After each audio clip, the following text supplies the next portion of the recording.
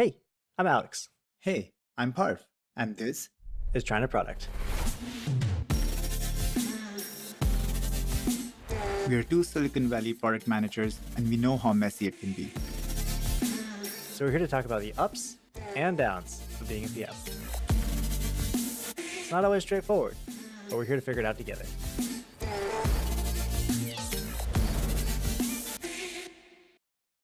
Hey Parv, how's everything? Hey, Alex, how's it going? Not bad, good on my side. Cool. Yeah, same here.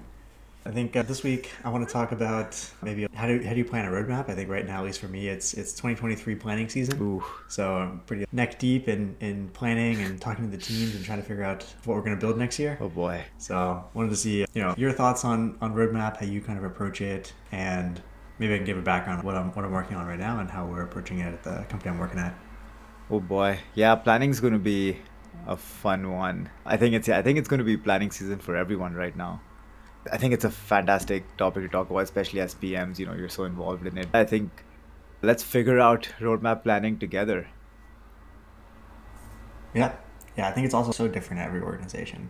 So I think for us, we started it in late July. Oh, So wow. almost 5 months before the new year. Uh-huh. And I think last year, we started in November. So it's just getting deeper and deeper into the existing year. But at previous companies, we did planning maybe in January to figure out what we wanted to build that year. So it's a little bit more haphazard. So I think it's kind of interesting how every company has a different process, and Yeah. some really don't have a process. I think also depending on how disciplined the product org is there to figure out what to build. Yeah. I think especially startups. At least at the startup I was working at, we didn't even have yearly planning. We were like, what product are we going to build next? And then we're like, let's just figure out how to build that, what the requirements are, and then go from there. So I think Oh, boy. every company is definitely different. I think it's interesting to see a formal planning structure that lasts 5 months to get to your OKRs for next year. Yeah. But yeah, I wanted to hear your experience at the place you're working at right now and any other places.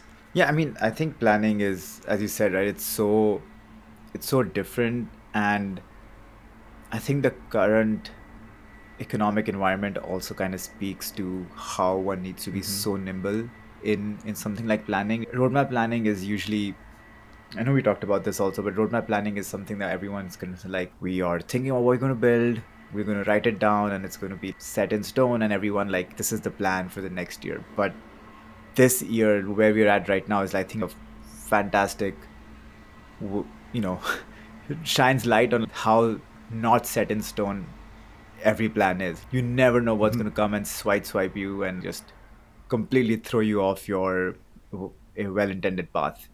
And so it's crazy. Planning is right now for me, it's a lot of understanding of course, where you want to go long term, understanding from a product perspective how you want to build out that roadmap, and what are some of your key pieces that are important to the strategy, but then also now being able to pivot and account for current economic factors, environment, and be able to sort of use that as an other layer of understanding in what you want to build. It's just a completely new factor that you have to start to take into account.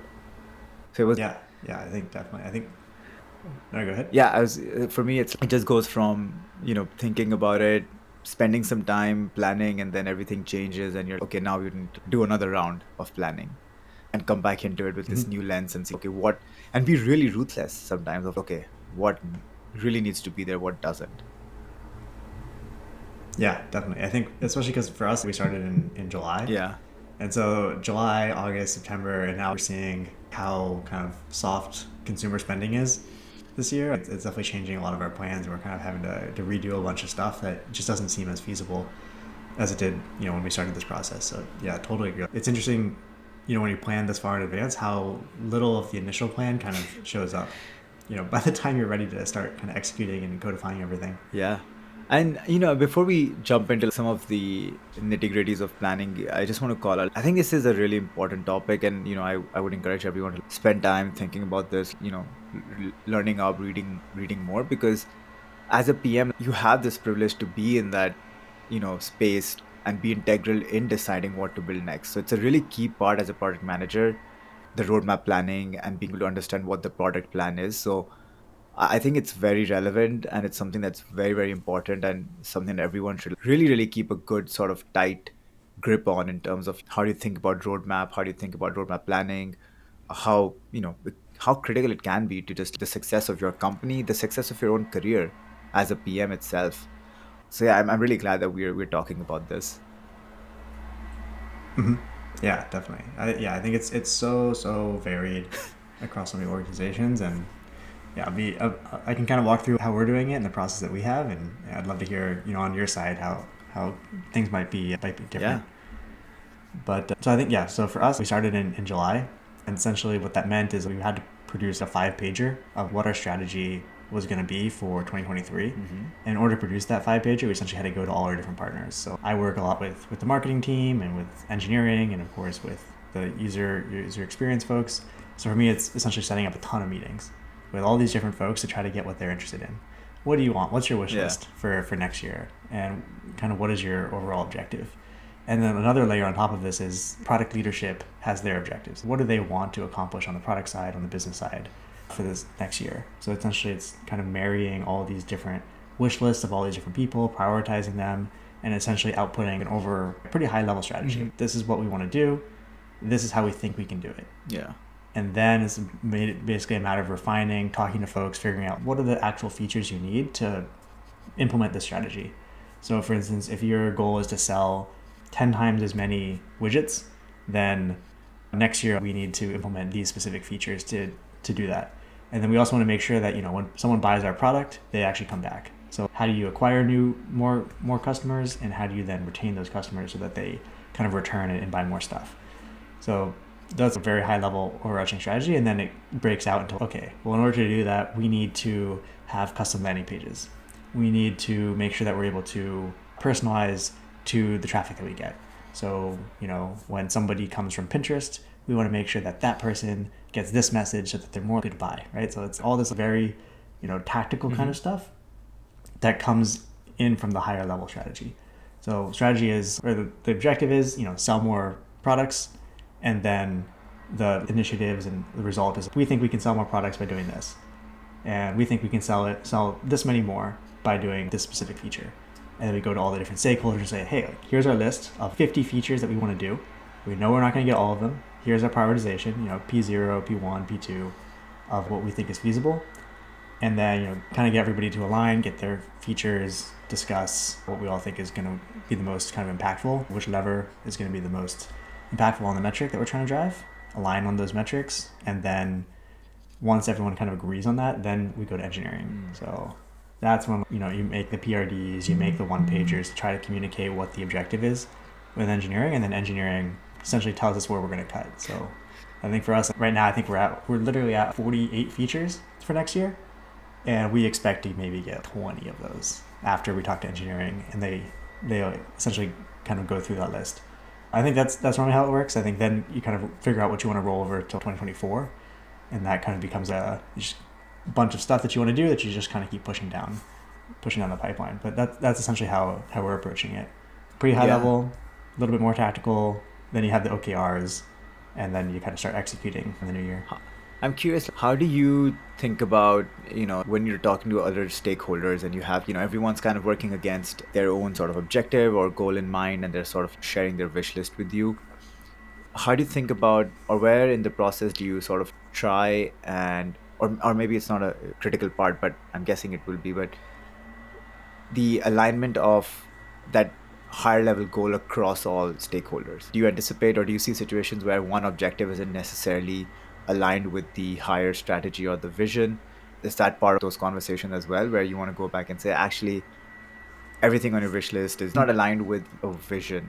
No, 100%. That's. I mean, I went through, of course, Yeah. a very happy Okay. The reality is that a lot of people have things on their wish list that are just not going to happen. And I think oftentimes it's about communicating why it's not going to happen. Yeah. I think a good example is the easiest thing is always to say you want a specific feature. We want SMS capture in addition to email capture, right? I think there's a lot of these point kind of features or point kind of solutions that they want, but ultimately you're trying to push a strategy, you're trying to push specific metrics. And then the question is, how is that one thing going to push that metric? Interesting, yeah. And I think making sure that people understand what we're trying to do at a high level, what that strategy is and how we think we're going to execute on that strategy, and then help them understand why each individual feature is going to push that specific strategy.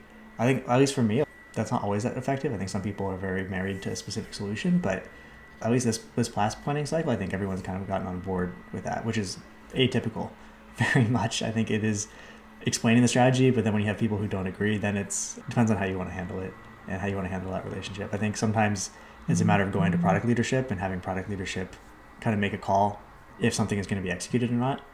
But I think it really depends on the high level strategy and how you're able to communicate whether a specific kind of solution is going to help push that metric that you're trying to improve. Oh, interesting. Yeah, I think that's so core, right? All of this. There's so much happening in roadmap planning. It's actually really important. You are bringing your stakeholders along. I think that's one of the key things about roadmap planning is that it doesn't and shouldn't happen in a silo. If it is, then there's definitely something that's going to blow up in the end. But I think you're right. There's a lot of time during the roadmap planning process where a lot of things that end up being shared are solutions. And it's very important, especially as a PM, to take a step back and say, why? Ask the question, why Yep. do we do this? And more often than not, you might end up with that same solution, but then you are really, really clearly aligned on what the goal or the objective was, and that this solution is the best way to accomplish that. SMS capture, it could be why do you want to do SMS capture? And then keep going back to those 5 whys kind of exercise to really get to what is it that's the most core thing that you want to do. And then maybe SMS capture is the worst way to implement that because it's not actually going to get what you want. And it kind of goes back to the fact that product planning and roadmap planning is not one meeting. It's not a one-time activity. Sometimes you go ahead and say, oh, today I'm just going to plan. Nah, it's not probably, it's not how it's going to go. Nope. I mean, yeah, it's super collaborative, super cross-funnel, super out of, even in the PM, I think a lot of PMs, I think we talked about this earlier, a lot of PMs are kind of working on their own in their own little silo, on their own little part of the project. And a lot of times, especially at the planning stage, you have a lot of things that are going to touch other teams, especially depending on how your team is kind of set up. A lot of it is going to the other PMs and making sure that you're including stuff that they're going to need on your side and that they have things on your roadmap that you're going to need in order to execute that higher level strategy. Yeah, exactly. I think it's definitely not a one-time activity. You're constantly in that refining stage. I mean, sometimes you can spend a lot of time. Sometimes people do overspend in planning. But yeah, I think it's very similar to how I would say I think we've approached it a little bit as well. It's always around aligning on what's the high level strategy or objective, what's the vision, what are some of the key pieces that we think are critical to that strategy or that vision, and then using that as a framework to understand with our stakeholders, okay, we know what we're trying to focus on. What are some of our pieces within our own domains that align with that strategy or with that vision again? And then being able to sort of use that to guide or create. Now that we've talked about the problem space, what we're trying to do, let's set ourselves the famous word, OKRs. What's our outcome statements? What are going to be the key results that we're trying to drive? What are our objectives? And then taking a step back, I think that's one part, is just being able to align and talk through that part of top of the funnel planning process. And then you just, okay, now that we've understood that and we're aligned, now let's try to understand within that, what are some of the things that we think about as initiatives that really help target those, OKRs, objectives and key results. And I'm pretty sure you're doing it very similarly, right? Yeah. Yeah, I think it sounds like ours are pretty aligned, but I think it really depends on your organization and how mature that product kind of rigor is. Because it sounds like ours are pretty aligned. I think both our organizations have pretty good kind of product understanding, how product managers work, but I think I've definitely been in places where it's not at all. Because a lot of times it either comes from the top, or it's just kind of one day the CEO in a startup is like, hey, I think we should build this new product. So let's go figure out how to do it, and it's August because there's no yearly planning because the startup doesn't last a year, right? Everything's too short, so everything's kind of a compressed timeline. They're just, we're going to build this, let's figure out how to do it, and then you just kind of go do it. And what might take a couple of years at a big company would take a month or two at a small company. Yeah, I mean, it is. I think there is that aspect of all of this, which is of course pretty crazy in terms of going in, not being aligned, and then everyone coming in with just completely different pieces of the solution, which just are coming down from some random source. So I think it's really important to have those pieces, and the product org ends up sometimes being, I want to say they're leading it, but they are core to it. I think as a PM, one of the key aspects of your role is to bring everyone along in part of that roadmap planning, right?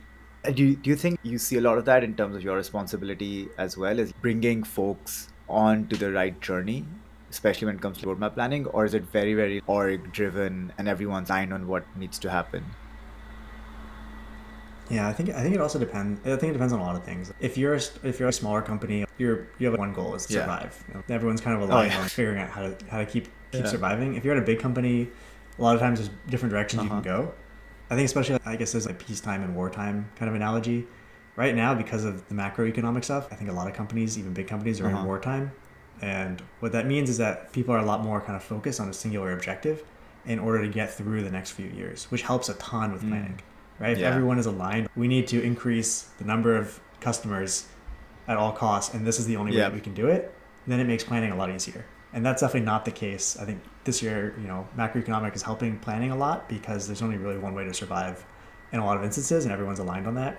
Whereas in peacetime, there's lots of different kind of opinions on what you can do in order to kind of increase growth and Yep. that kind of thing. And it's harder to get people aligned. But at least right now, it just makes it really easy because everyone's like, yeah, we're all, we got to do this one thing. Let's go do it. Let's go figure it out so that we can survive. And that makes planning across the org a lot easier, I think. Yeah, so curious around how some of these companies are pivoting right now. I want to be in that room where roadmap plans are being demolished or edited and changed for some of these big companies that are pivoting because of everything that's happening. Yeah, it's fascinating, especially because it's a culture pivot. Yeah, exactly. Yeah, Like a yeah, lot of FANG companies, everyone has, the rest and vest. It's kind of calm. It's an easy job. And now, we're in wartime and these companies are pivoting yeah, hard to kind of get out of that kind of idea that you can just kind of do nothing and get a paycheck. And now they're trying to pivot into pretty hard into, yeah, wartime. We need to do this. And if we're going to survive, we need to put all of our eggs in this one basket and make sure that it works. yeah. I mean, that's I love and hate roadmap planning. I feel it's fun, but it's also very stressful because sometimes I feel like if you end up it could set a direction for you to be building something completely wrong, which scares the shit out of me sometimes. Yeah, I think that's something that's, especially when you're planning a Yeah. year out. I think this year, in 2022, we built a bunch of stuff, or we planned a bunch of stuff in November 2021 that we're now executing on in 2022. And a lot of this stuff really doesn't make sense. Things have changed. We're building stuff that now, a year later, I'm like, my OKRs are tied to this, but we probably shouldn't be spending the resources on this at this point. We probably should pivot.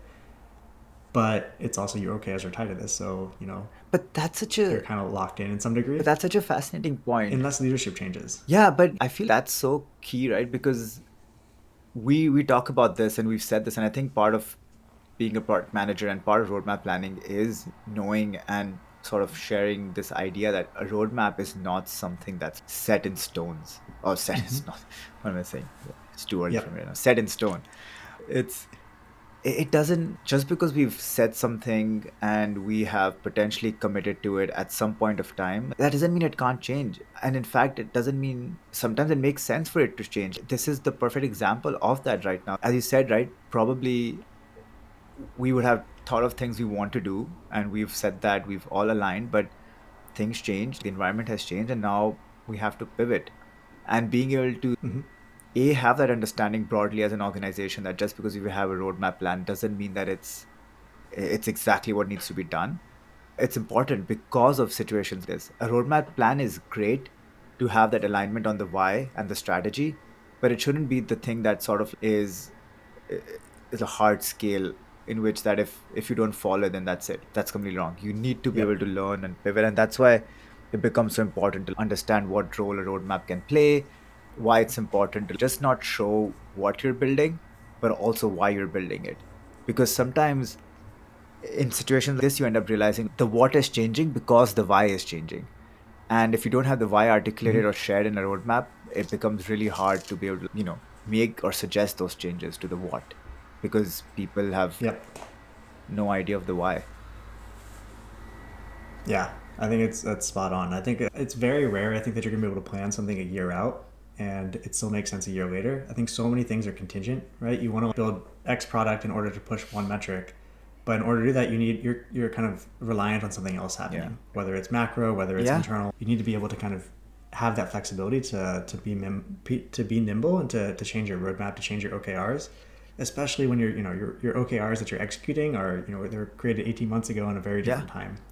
So yeah, 100%. I think it's something that at the leadership level has to be, I think, communicated, because otherwise, if everyone's bonuses are tied to a specific OKR outcome, and you're changing OKRs, and now you might reducing bonuses, and you might be having other ill effects. And essentially, it's leadership's responsibility to make sure that everyone's okay changing OKRs, because it doesn't make sense for the business anymore. Yeah, I mean, it just comes to I'm thinking about this.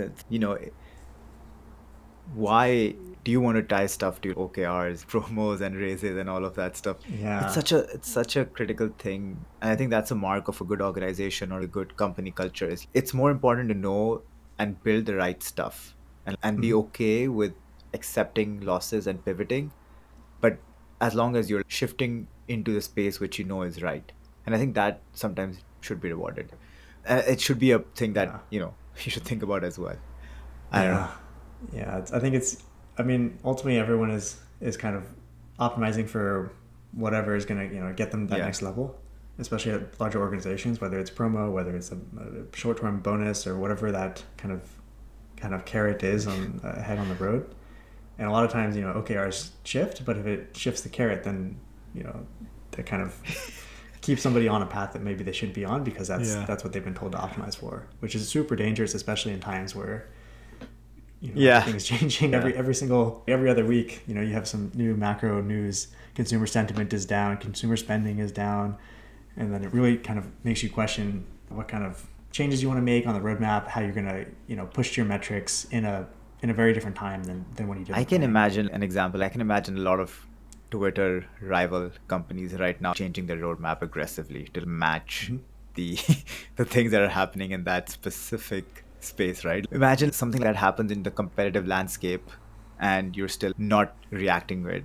You I should mean, be. look at TikTok. Yeah. I mean, TikTok came in and just obliterated, Instagram and Snap Yeah. and all of these kind of social media rivals, because, I mean, they were investing externally, whereas TikTok was aggressively investing in the U.S. But now market, imagine, and yeah. so they're kind of resting on their laurels, and yeah, and now it's But now hard to pivot. imagine that PM or that product team or that company is saying, "Oh no, you know what? We will still stick to what we decided to build in 2020 because that's our Mm-hmm. roadmap plan. We will stick to it."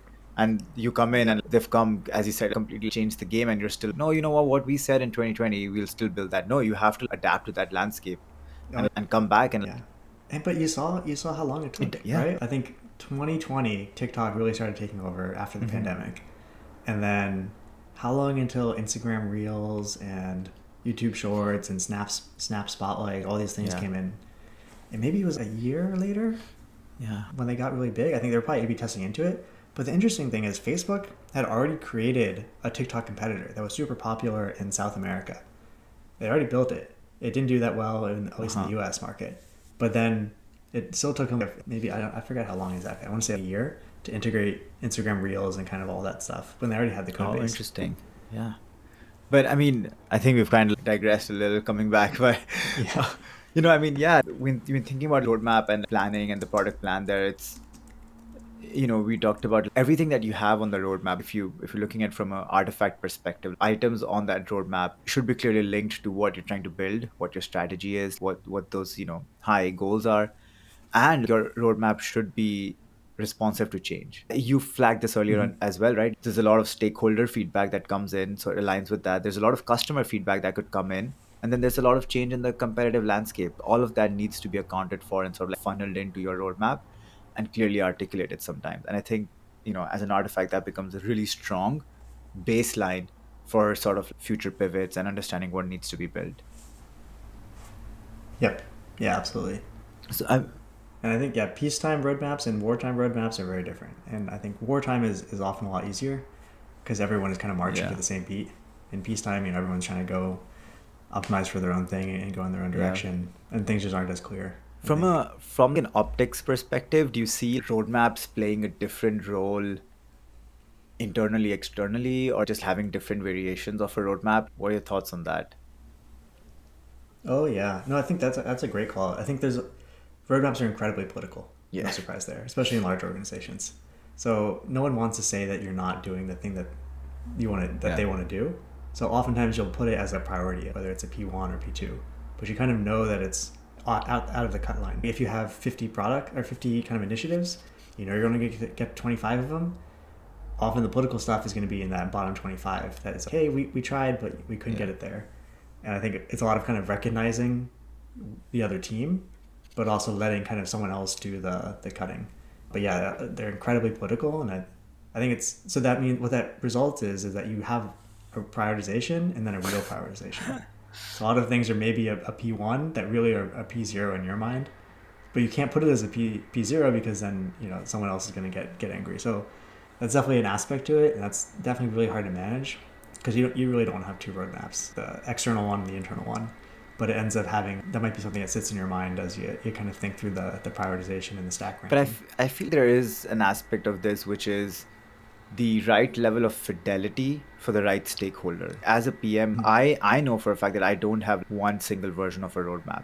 I have it at, while all of them say the same thing, or at the essence of it is the same initiative, there are different variations that speak to different stakeholders. I have one that probably aligns a bit more with how design thinks about it. It'll be the same priority and the same initiative, but it's just a different bracketing or a different grouping or a different coupling or a different aspect of the roadmap. But I think as a PM, I do have variations that I keep, which are okay for marketing. Hey, here's the roadmap that we've agreed upon. This is a marketing view of it, or being able to share out things that are more probably important for the marketing team, for the design team, or for engineering. And so I do think, when it comes to roadmap, there is, of course, that one baseline, but there are there will be certain activities, or as a PM, I think it's good to have variations of that highlight pieces of information most relevant to the teams that you're trying to present to.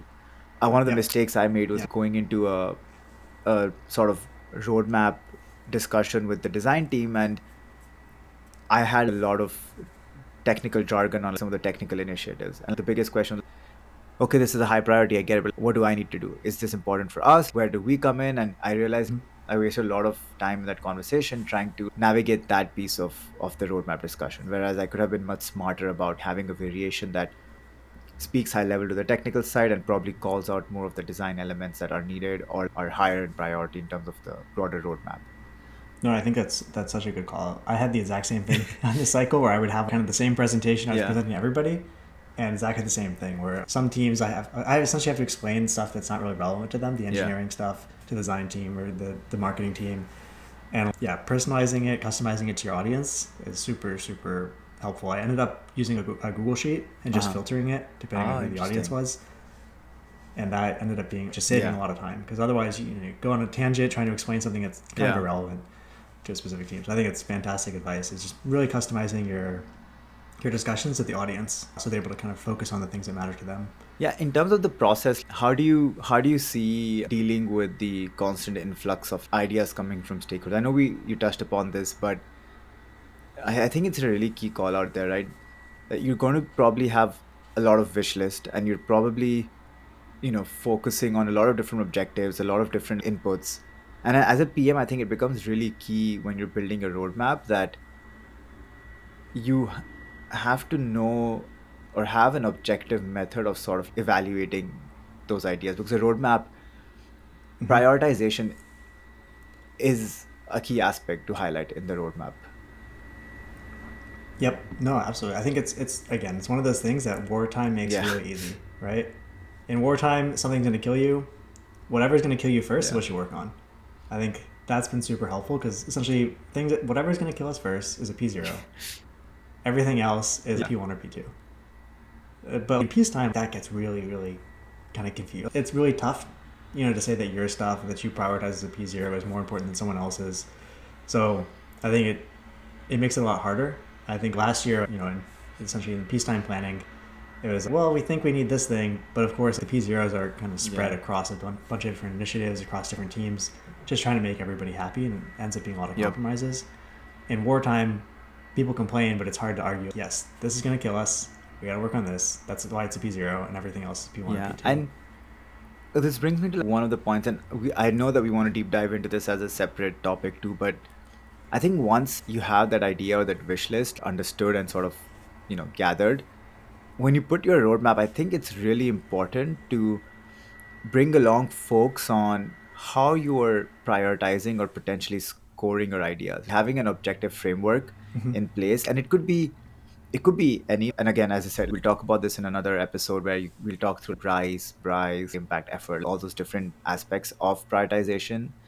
But I think sort of linking it to this conversation on roadmap planning, I think it's really helpful to try to score, or I don't want to say score, but like try to prioritize based on some of those frameworks, and then aligning everyone or stakeholders on that framework, bring them along. I think it really helps unblock just general, stakeholder sort of fear and anxiety around like, why is this here? Why is Yeah. this not there?